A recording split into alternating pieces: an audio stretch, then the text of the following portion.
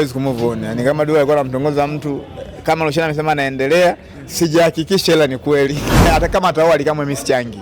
Kwa nini? Siwezi kuendekeza ujinga. Sisi bado hujaoa, tunatafuta mke. Kwa hiyo lazima uwe na wanawake wengi, sasa ujue mke wako ni upi. Akisha kuwa ex-wangu, kwa nini nitumie hela nyingi kumentertain? Haiwezekani. Kwa hivyo udashemeji yetu hapa. Hapana, sina mwanamke Dodoma. Sina, haijawahi kutokea kabisa. Sikumbuki, ila sina mwanamke Dodoma. Ndio nimwambia tabia yake ya kukadiria watu wanaoa lini itamponza. Kwa sababu mimi mwezi wa kwanza nimekosa kuoa pale.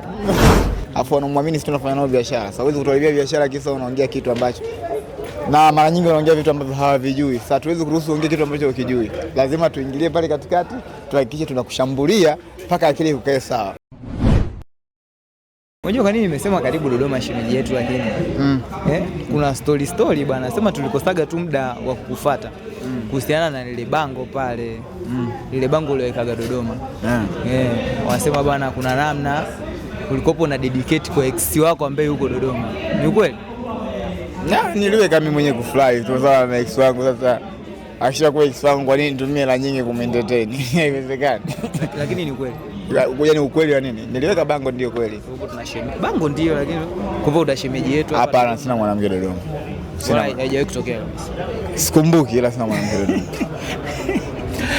Aise, bwana kwanza karibu sana Dodoma. Na tulikuwa tunapenda kufahamu umejiandaa vipi na show ya leo na mapokezi mpaka sasa hivi umeonaje? Mimi nishukuru, nimpongeze Kipotoshi, show yake mpaka sasa hivi inaenda vizuri. Naona mwitikio wa watu ni mkubwa na bado watu wamejazana mlangoni pale, naona wanazishambulia tiketi.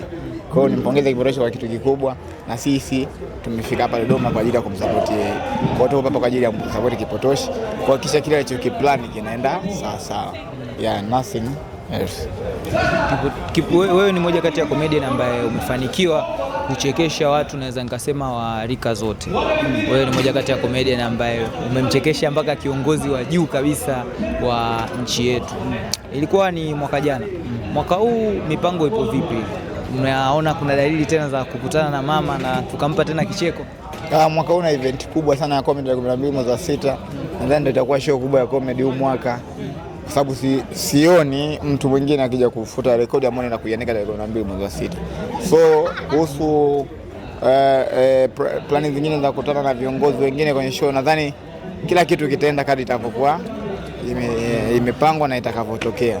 Mambo mengine tutafahamishana na kila kitu kitakuwa sawa. Okay. Umekuwa ni moja kati ya comedian ambaye unawatetea sana comedian, ama umekuwa mstari wa mbele comedy inapoongelewa vibaya. Juzi tumeona Elmando, wewe ni moja kati ya watu ambao ulimpa maelekezo na ulimwashia moto sana. Hii industry ya comedy inapoongelewa tu kidogo vibaya, kwa nini wewe unakuwa mstari wa mbele kuisemea, na wakati mwingine unaingia hata vita na watu kuipambania? Kuna watu ambao wakisema vitu haijalishi ni positive ama negative, lakini watu wanawaamini.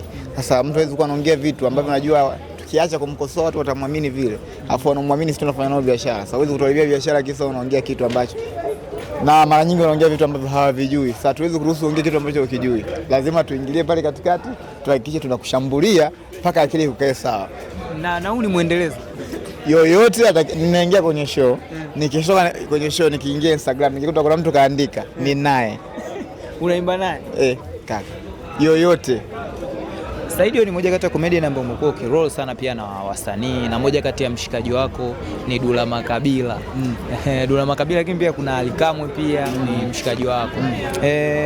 Kuna kauli moja hivi alisema Dula kuhusu Alikamwe kipindi kile mnaenda kwenye ile Ramadhani Cup.